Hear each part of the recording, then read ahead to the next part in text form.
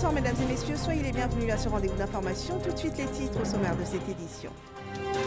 Ce lundi 9 septembre, le chef de l'État a achevé sa visite d'État en Arabie Saoudite. Une visite rythmée par des échanges diplomatiques sur la coopération ivoiro-saoudienne, notamment sur des sujets de développement. La question sécuritaire en Afrique et la lutte contre le terrorisme étaient au cœur de cette visite officielle du président de la République.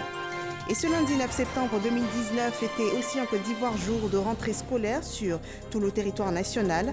Un premier jour de classe constaté dans les établissements de la commune de Koumassi par la ministre Kandia Camara.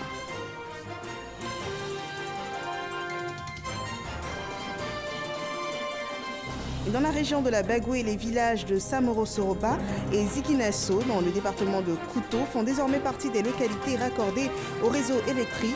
Une réalisation qui s'inscrit dans le programme d'électrification des villages peuplés de plus de 500 habitants du programme, un programme social du gouvernement. Bienvenue dans ce 23h. Le chef de l'État a achevé ce lundi sa visite officielle en Arabie Saoudite. Alassane Ouattara a accordé une audience ce jour au ministre saoudien des Affaires étrangères et au président du Fonds saoudien du développement. Des entretiens qui ont porté sur le renforcement de la coopération entre le Royaume saoudien et la Côte d'Ivoire. Je vous propose de suivre dans ce reportage le point de ces rencontres et également le bilan fait par le président de la République de sa visite officielle en Arabie Saoudite. Viviane Haïma, notre envoyée spéciale. Au troisième jour de sa visite officielle en Arabie Saoudite, ce lundi 9 septembre, le président de la République, Alassane Ouattara, a reçu à son lieu de résidence, tour à tour, deux personnalités de gouvernement saoudien. Le ministre des Affaires étrangères, Ibrahim Abdulaziz Al-Assaf, avec qui il s'est entretenu de la situation grandissante des attaques terroristes en Afrique de l'Ouest. Deuxième personnalité à être reçue, le président du Fonds saoudien de développement, Ahmed bin Hajj Al-Khatib. Plusieurs projets de développement sont présentement en train d'être réalisés en Côte d'Ivoire grâce au financement saoudien. En outre, plusieurs nouveaux projets de développement ont obtenu des promesses de financement de la part de l'Arabie Saoudite. Le directeur général du Fonds saoudien l'a indiqué. Il est très honoré d'avoir été reçu aujourd'hui par le chef de l'État. Au cours des échanges qu'ils ont eus, ils ont échangé sur la coopération entre la Côte d'Ivoire et le Fonds saoudien pour le développement. Des projets sont déjà en cours et les choses se passent plutôt bien. Donc, les projets portent sur différents secteurs, donc dans le secteur de l'eau, dans le secteur des infrastructures et dans le secteur éducatif. Ils ont aussi échangé sur deux projets qui sont actuellement en cours d'implémentation. Il s'agit notamment du CHU d'Abobo et aussi d'un programme de développement rural. Et ces deux projets devraient normalement être finalisés dans les 1-2 mois à venir et permettront justement de pouvoir améliorer la collaboration entre la Côte d'Ivoire et l'Arabie Saoudite. En plus de ces projets, le chef de l'État et le directeur général du Fonds saoudien ont échangé sur de nouveaux projets que nous souhaitons voir développer pour les années à venir. Il s'agit en particulier de 3 projets. Le premier porte sur la construction de logements sociaux, il y a un deuxième projet sur les centres de formation professionnelle et un dernier sur les lycées d'excellence. C'est des projets relativement importants et le directeur général du Fonds saoudien a promis au chef de l'État d'envoyer une mission technique en Côte d'Ivoire dans les mois à venir pour justement que l'on puisse avancer sur ces projets. Lutte contre le terrorisme, soutien financier de l'Arabie Saoudite pour plusieurs projets de développement en Côte d'Ivoire.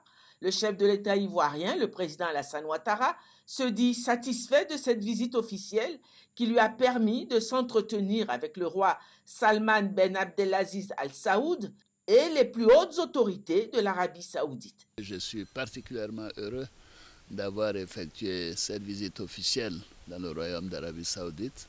C'est une belle opportunité de continuer de renforcer les liens entre donc, le Royaume d'Arabie Saoudite et la Côte d'Ivoire. Nous avons déjà d'excellentes relations. Je suis venu à l'invitation de Sa Majesté, donc le roi Salman, qui m'a reçu à déjeuner. Ensuite, nous avons eu un échange avec la cour royale et nous avons échangé sur les questions internationales et notamment la situation en Afrique, mais également les foyers de tension et comment est-ce que nous pouvons continuer de renforcer notre coopération par rapport à la lutte contre le terrorisme. Alors sur ce sujet, j'ai beaucoup insisté sur la nécessité pour un soutien au G5 Sahel et aux pays donc environnants. Parce qu'en réalité, la question du terrorisme est une affaire globale. On ne peut pas limiter à quelques pays. C'est d'ailleurs pour cela que nous partons bientôt pour le Burkina Faso, où nous aurons une réunion donc, au sommet sur les questions de sécurité. Alors, en plus des questions internationales et des questions de sécurité, nous avons bien sûr parlé des questions relatives à la coopération économique. Et c'est important de dire que l'Arabie Saoudite finance déjà avec le fonds saoudien un certain nombre de projets dans notre pays. Et nous avons souhaité que nous puissions renforcer cette coopération, que nous puissions faire en sorte que dans ce souci, les questions relatives à l'amélioration du cadre social et de la réduction de la pauvreté soient prises en compte. Et c'est ainsi que nous avons parlé de projets d'infrastructure, notamment le financement des voiries pour faire des logements sociaux, les questions relatives à des lycées de formation, mais également des lycées d'excellence. Et sur tous ces projets, avec le fonds saoudien, nous avons fait des avancées et les dossiers seront envoyés au fonds saoudien. Et en même temps, j'ai demandé l'intervention des autorités saoudiennes auprès de la Banque islamique de développement et auprès du Fonds saoudien de développement pour que donc ces projets qui représentent quand même un volume important puissent avoir le financement nécessaire sur les 3 prochaines années. Donc à résumer, nous avons passé un excellent séjour et donc les discussions continueront sur les questions de sécurité, notamment avec les autorités chargées de la défense, car la lutte contre le terrorisme est un objectif commun à l'Arabie Saoudite et aussi à la Côte d'Ivoire. Je voudrais terminer en remerciant Sa Majesté pour vraiment l'accueil exceptionnel qui nous a été offert. Et je dois lui dire que donc les Saoudiens sont des amis du peuple ivoirien et nous sommes très heureux d'avoir fait cette mission. La visite officielle du chef de l'État ivoirien s'est achevée ce lundi 9 septembre. Et ce lundi 9 septembre, sur l'ensemble du territoire national, les élèves de Côte d'Ivoire ont entamé une nouvelle année scolaire. Ils ont repris les cours à l'école. Ce premier jour de classe, la ministre de l'Éducation nationale et de l'enseignement technique et de la formation professionnelle était dans les établissements de la commune de Koumassi, où des établissements ont été réhabilités par la mairie. Une visite de rentrée scolaire qui nous est rapportée par Grace Kando. Pour ce premier jour de classe, c'est le centre de perfectionnement au métier de la mécanique et de l'électricité dans la commune de Koumassi que la ministre de l'Éducation nationale, de l'enseignement technique et de la formation professionnelle, en compagnie du secrétaire d'État chargé de l'enseignement technique et de la formation professionnelle et du préfet d'Abidjan, a choisi pour commencer sa tournée dans les établissements. Nous sommes en train de faire un coup de maths sur les limites, continuité, dérivabilité. Voilà, c'est une révision. Voilà, nous demandons aux élèves qui traînent encore les pas d'accélérer quand le cours a commencé. Après ça, il a fait une petite évaluation pour voir si c'est bien rentré. Je suis particulièrement très heureux de reprendre les cours, de retrouver mes amis, les professeurs. Je vais me donner à 100% pour avoir mon examen. Plusieurs autres écoles de la commune ont été visitées. Il s'agit du cycle primaire de l'Institut Mahama Cissé Salil Nadja, du groupe scolaire EPP BAD 5 municipalités, du groupe scolaire Lagune et du lycée municipal 2 où les élèves sont visiblement heureux de reprendre le chemin de l'école. Les professeurs sont venus, ils se sont présentés à nous et puis ils ont donné les listes de fournitures pour que nos parents achètent nos fournitures. Bon, aujourd'hui, comme c'est le premier jour, il y a un bon nombre déjà qui est là. Une prise de contact L'enseignant va détecter effectivement des erreurs des uns et des autres. C'est on fait des cours de vacances pour voir ce que ça donne. La rentrée est effective. Il n'y a pas à dire qu'il faut attendre dans une semaine, dans 2 semaines la rentrée. Elle est effective, donc achetez les fournitures de vos enfants. La ministre Kandia Kamara justifie le choix de la commune de Koumassi. Le ministre Cissé Bakongo a réhabilité plusieurs établissements, notamment le lycée municipal 1 et 2 de Koumassi. Le cadre physique d'un établissement a un impact sur le rendement du personnel et des enfants. Quand on a une belle école qui est attrayante, ça donne envie aussi bien aux élèves qu'aux enseignants de venir à l'école. Les résultats de fin d'année se préparent depuis le premier jour de rentrée. Les examens de fin d'année se préparent depuis le premier jour de rentrée. Donc il est important que les cours démarrent. Pour cette rentrée scolaire 2019 à 2020, ce sont 5 établissements qui ont été réhabilités par la municipalité de Koumassi. Les élèves ont repris effectivement le chemin de l'école ce 9 septembre, jour de rentrée scolaire pour l'année 2019-2020. Nos équipes de reportage ont sillonné les établissements pour le constater. Vous le verrez après les grandes vacances, ce retour à l'école se fait aussi avec les parents. Didier Nguessan. Lundi 9 septembre, jour de rentrée scolaire. Les élèves reprennent le chemin des classes, accompagnés pour certains de leurs parents, comme ici à l'école primaire publique Riviera Golf. Les parents d'élèves récupèrent la liste des fournitures et finalisent l'inscription de leurs enfants. C'est ma fille d'abord qui nous a réveillés depuis 6 h du matin, très impatiente de venir. Voilà, on a rempli les formalités qu'il faut et puis bon, on attend pour voir la suite, quoi. Tout se passe bien pour le moment. Nous sommes très contents de retrouver les enfants et de prendre contact aussi avec les parents pour leur donner des informations. Et cette liste, ça nous permet de connaître le nom de l'enfant pour nous permettre de remplir les dossiers administratifs. Pour ce premier jour de rentrée, les salles de classe sont bondées d'élèves. Pas de perte de temps, cet enseignant a même débuté les cours. À Nono Village, dans la commune de Cocody, les inspecteurs s'assurent de l'effectivité de la reprise. Notre déplacement en ce matin, c'est pour voir l'effectivité de la reprise. Nous sommes en tournée dans toutes les écoles de la circonscription.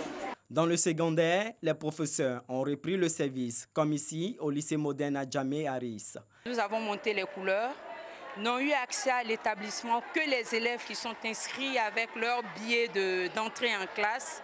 Et donc, depuis ce moment, les professeurs ont pris contact avec les élèves pour leur donner le nécessaire qu'ils doivent envoyer pour commencer le travail. Nous attendons un effectif total de 2400 élèves pour cette rentrée scolaire.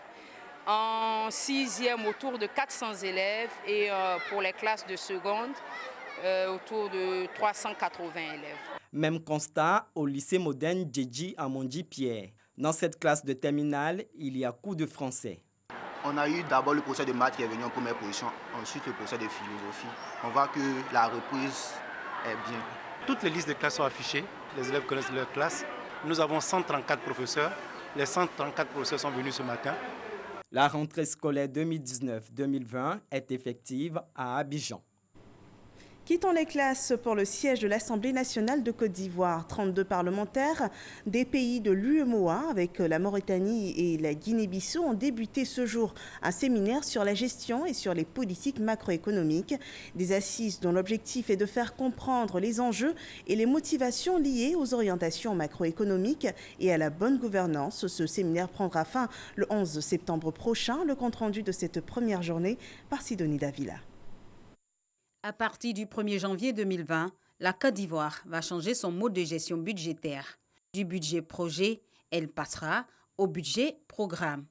En attendant ce basculement qui répond à des principes de convergence communautaire, ce séminaire technique organisé par le FMI, Fonds monétaire international, à l'attention des parlementaires, vise à mettre à leur disposition des outils nécessaires en vue de préparer leur mission de contrôleur budgétaire.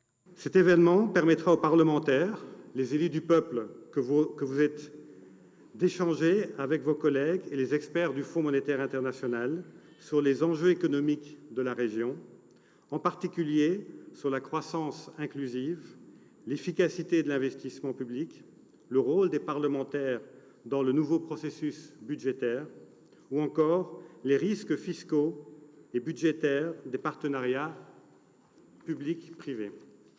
Dans le système du budget programme, les crédits budgétaires sont adoptés par programme.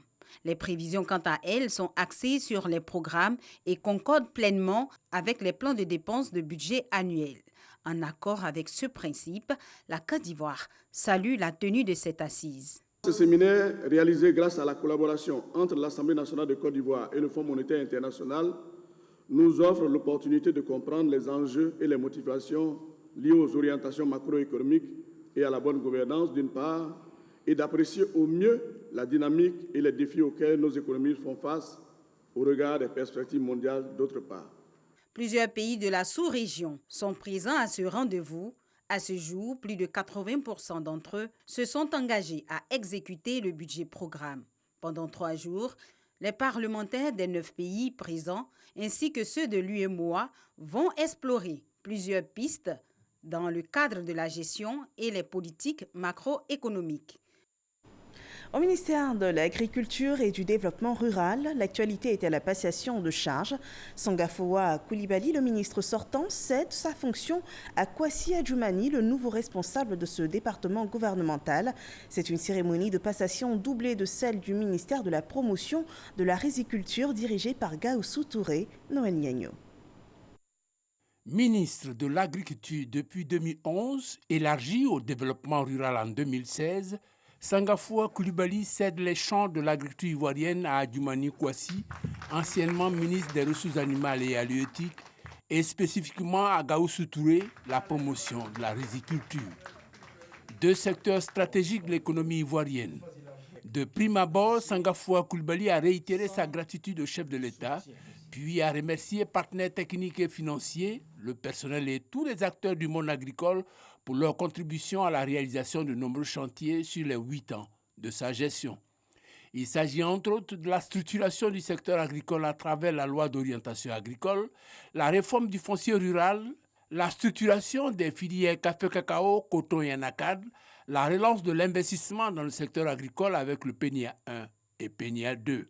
Pour la consolidation de ces acquis, il a formulé des vœux. Il s'agit du suivi de la mise en œuvre du programme national d'investissement agricole de 2e génération et plus spécifiquement de la mise en œuvre du projet structurant des agropoles qui couvrent tout le pays, de la bourse des matières premières agricoles, du projet de mécanisation accélérée de notre agriculture, avec la mise à disposition de matériel agricole, de tracteurs agricoles. Conscient de l'importance stratégique de l'agriculture dans le développement socio-économique de la Côte d'Ivoire, Kwasi Kobena Adjoumani a pris un engagement. L'économie de notre pays, depuis son indépendance, nous le savons tous, repose sur l'agriculture. Et si l'économie nationale se porte bien, c'est parce que l'agriculture aussi se porte bien. L'administration étant une continuité, nous allons poursuivre ce travail en espérant bénéficier du soutien et de la précieuse collaboration de tous les acteurs, car notre agriculture doit absolument continuer d'occuper la place de choix qui est la sienne. La promotion de la riziculture, un nouveau département ministériel pour répondre à des enjeux majeurs. Aujourd'hui, tous les experts riz sont d'accord qu'à l'horizon 2030, l'Asie qui nourrit aujourd'hui l'Afrique sera elle-même importatrice nette de riz. Et donc, pour nous, il est très important qu'aujourd'hui, on puisse tout mettre en œuvre pour que, effectivement, à cet horizon, la Côte d'Ivoire soit exportateur de riz. Gaoussou Touré, le responsable de ce département ministériel, s'est dit disposé à prendre le pari de porter la Côte d'Ivoire à l'autosuffisance en riz. Cette passation de charge fait suite à un remaniement ministériel qui a été effectué le 4 septembre dernier. La nouvelle équipe gouvernementale compte une dizaine de personnalités entrant, dont certains avec rang de secrétaire d'État au ministère de la Construction, du Logement et de l'Urbanisme. Kofi Nguessan Lataille a été nommé au poste de secrétaire d'État chargé du logement social. Son parcours est retracé ici dans ce portrait réalisé par Patricia Omouetia. Kofi Nguessan Lataille est né le 12 avril 1963 à Dida, Kayabo, dans le département de Bokanda. Il a obtenu son baccalauréat série scientifique au lycée moderne de Dimbokro. Il est entré à l'université d'Abidjan Cocody, puis a gravi les échelons à l'École nationale d'administration ENA. Administrateur en chef des services financiers, il a occupé de hautes fonctions à la direction générale du Trésor et de la comptabilité. Titulaire d'un exécutif manager obtenu à HEC Paris, d'un diplôme de contrôle interne et de management de la qualité à l'Agence française de normalisation à Saint-Denis à Paris, d'une maîtrise ISO 901 à Ségos à Lyon et d'une maîtrise des risques à l'Institut des finances d'Abidjan. Kofi Nguessan Lataille fait donc son entrée au gouvernement. Depuis le 4 septembre dernier, il a été nommé secrétaire d'État auprès du ministre de la Construction, du Logement et de l'Urbanisme chargé du logement social. Une mission qu'il compte mener avec l'aide de tous ses collaborateurs. Kofi Nguessan Lataille est le président du conseil régional du Hunzi et coordonnateur régional du RHDP dans la région du Hunzi. Il est marié et père de 8 enfants. Dans la région de la Bagoué, le programme d'électrification des villages peuplés de plus de 500 habitants se poursuit. Les villages de Samosoroba et Zaguinasso, dans le département de Kouto, ont désormais l'électricité. Le ministre Bruno Nagbane Koné, parrain des cérémonies de mise sous tension, a présenté aussi aux populations les projets à réaliser dans cette région, des projets dans le cadre du programme social du gouvernement. C'est un reportage de Soro Corona. Samorosoba et Zaguinasso sont les deux derniers villages de la sous-préfecture de Kouto qui n'étaient pas connectés au réseau électrique national. Ces villages viennent d'être électrifiés. Désormais, la totalité des 11 villages de cette circonscription administrative bénéficient de cet outil de développement. Ici, nous faisons la pêche. On peut avoir des poissons à tout moment avec des frigos que les gens vont avoir à partir de l'électricité. Avec l'arrivée de l'électricité, on commence à vendre de l'eau glacée à Zaguinasso. Les commerces se développent. Les boutiques s'ouvrent, les gens sont heureux. Tous les terrains disponibles ont été rachetés. L'électrification de Samorosoba et de Zaguinasso s'inscrit dans le cadre du programme social du gouvernement. De 24% en 2011, le taux de l'électrification de la région de la Bagoué est passé à 65% en 2018. La sous-préfecture de Saint-Purgo, qui avant l'arrivée du président de la République avait 4 villages électrifiés sur 18, aujourd'hui, nous avons 15 villages électrifiés, donc nous sommes certainement même au-delà des 65%. La mise sous tension de ces deux villages a été faite par le ministre de la Construction, du Logement et de l'Urbanisme. Bruno Koné a annoncé plusieurs infrastructures pour la région de la Bagoué. Le ministre a invité les populations à la cohésion et à la paix. Nous sommes à plus d'une dizaine de villages aujourd'hui électrifiés. Ce sont les populations en réalité qui décident d'organiser ces cérémonies-là pour remercier le gouvernement, parce qu'elles savent l'importance de l'électricité. Nous sommes nous-mêmes très heureux que nos populations puissent avoir accès à ce facteur de développement. Les villages de Samorosoba et de Zaguinasso ont également bénéficié d'infrastructures scolaires, des réalisations pour une éducation de qualité. De 2011 à 2018, la région de la Bagoué a eu 67 villages électrifiés contre 39 connectés au réseau électrique national avant 2011. Partons à présent pour Ouagadougou, la capitale du Burkina Faso, où se prépare la 11e édition des Assises des universités africaines de la communication. Du 26 au 28 novembre prochain, les acteurs du secteur de la communication seront invités à travailler sur comment construire une autre image de l'Afrique. Sidi Tiemoko Touré, le ministre ivoirien qui présidera la rencontre, s'est entretenu ce lundi avec son homologue burkinabé de la communication à ce sujet. Le point de la réunion avec Issaïo. Offrir un cadre fédérateur aux professionnels, universitaires, chercheurs, étudiants et personnes ressources d'Afrique et d'ailleurs pour discuter des défis des médias sur le continent. Depuis 11 éditions, les universités africaines de la communication de Ouagadougou, UACO, constituent en effet une tribune pour permettre au monde des médias et de la communication de mieux se porter. Une délégation conduite par le ministre burkinabé de la communication et des relations avec le Parlement est à Abidjan pour promouvoir ces assises. Occasion pour Rémi Filigans Danginou d'inviter le ministre Sidi Timoko Touré à présider cet événement. Lorsque nous parlons de notre continent, nous voyons essentiellement comme le continent de la guerre, le continent de la division. Les acteurs hors de notre continent y viennent pour se préparer à ces échéances-là. Donc comment nous travaillons à ce que la perception que nous avons nous-mêmes de notre continent puisse changer. C'est dans ce cadre-là que nous invitons des universitaires. Il y a un appel donc à production intellectuelle qui est lancé. Différents universitaires africains ou hors du continent africain dans la diaspora s'intéressent à la question. L'idée, c'est que associés aux écoles de formation de journalistes, associés aux intellectuels, nous puissions sortir avec des acteurs de la communication et des médias imprégnés de ces enjeux-là. Une visite saluée par le ministre de la Communication et des Médias. Nous attendons, d'un point de vue national, nous allons faire la mobilisation de nos meilleurs experts, journalistes ou communicants, qui pourraient contribuer fortement dans la réalisation de cette activité au niveau national. Donc, bien sûr, notre département ministériel se fera fort d'être présent et représenté pour que nous puissions marquer, encore une fois, d'une pierre blanche, la coopération et la fraternité qui unissent fort heureusement la Côte d'Ivoire et le Burkina Faso. La particularité des assises de cette année, prévue du 26 au 28 novembre prochain, est d'améliorer positivement l'image du continent, d'où le thème « Communication et géopolitique », construit une autre image de l'Afrique. 240 blocs de cannabis ont été saisis au quartier Ndautré dans la commune d'Abobo. C'était vendredi dernier.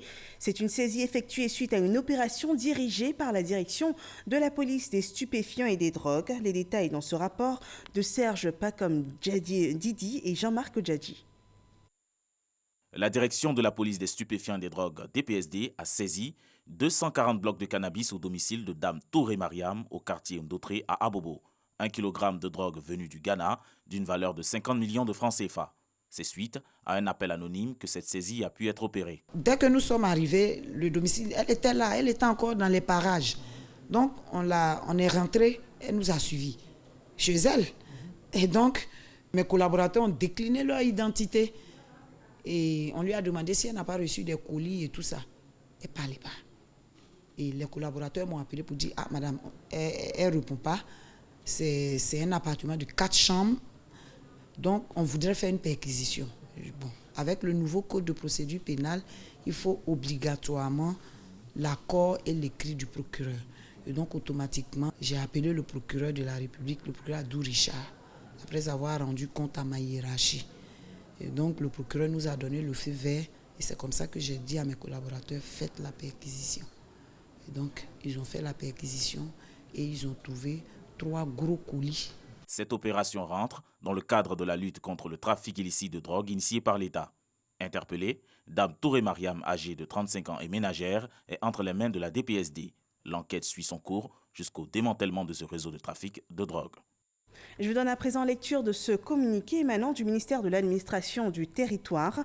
Dans le cadre des préparatifs de la visite d'État du président de la République dans la région du Nzi, le ministre de l'Administration du Territoire et de la Décentralisation invite les ministres élus, cadres et populations originaires de la dite région à prendre part à la réunion de lancement qui aura lieu le mercredi 11 septembre 2019 à 17h à la salle Félix Houphouët-Boigny de l'hôtel du district d'Abidjan. En raison de l'importance de cette rencontre, la présence de tous est vivement souhaitée. Le présent communiqué tient lieu de convocation individuelle et c'est signé Sidiki Diakité.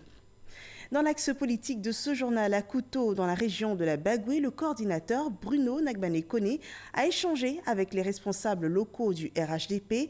L'implantation des 15 000 sections de base sur l'ensemble du territoire national est la principale mission assignée aux structures du RHDP, Corona.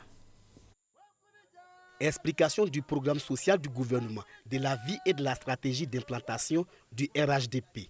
Rassemblement des oufouettistes pour la démocratie et la paix sur l'ensemble du territoire national. Les différents points au centre des préoccupations de la rencontre d'échange entre le coordinateur régional de la Bagoué et les responsables locaux du RHDP à Kouto. Bruno Koné est revenu sur les infrastructures réalisées par le président de la République Alassane Ouattara et son gouvernement pour le bien-être des populations de Kouto. Notre souhait à nous, c'est que la dynamique dans laquelle le pays se trouve aujourd'hui, que cette dynamique ne s'arrête pas, que le pays continue sa marche en avant, que nous continuions à travailler à l'amélioration des conditions de vie des populations ivoiriennes. Mais des fois, il est bon que nous venions vers ceux qui sont nos relais, leur expliquer ce qui est la situation du pays. Donc c'était l'objectif de cet échange. Pour les élections de 2020, l'envoyé du RHDP exhorte les structures à travailler pour l'implantation du parti sur l'ensemble de la Côte d'Ivoire. Une implantation qui passe par l'installation des 15 000 sections du RHDP. Et revenons à présent sur cette visite officielle du chef de l'État en Arabie Saoudite, une visite qui s'est d'ailleurs achevée ce lundi 9 septembre. Le président de la République, Alassane Ouattara, s'est entretenu avec les personnalités saoudiennes sur des sujets en rapport avec la coopération ivoiro-saoudienne, notamment sur le financement de projets de développement. Le volet sécuritaire en Afrique et la lutte contre le terrorisme étaient aussi au cœur des échanges, une visite dont se satisfait le président de la République qui, au terme de sa visite, a fait le point des différents échanges et rencontres avec les plus hautes personnalités saoudiennes. Voilà ce qui met fin à ce journal. Je vous donne rendez-vous demain à 23h pour une nouvelle édition. Bonsoir à tous.